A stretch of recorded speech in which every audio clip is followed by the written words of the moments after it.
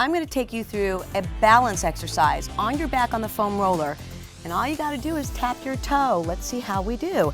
Hands are going to go behind the head. You're going to tighten your core really tight. Extend one leg directly up 90 degrees. And then all we're going to do is drop it and lift it. Takes a lot of core strength to bring that foot back up above you.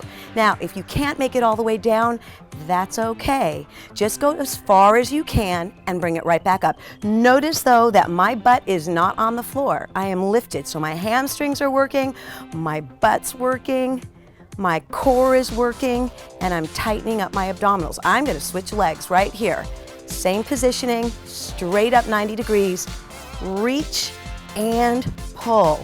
These look really easy, but I'd like for you to try them and write me. All the way up, tight core, tap and squeeze. You're working those adductors, those inner thighs, hamstrings, everything shaking right now. Give me one more to finish it off.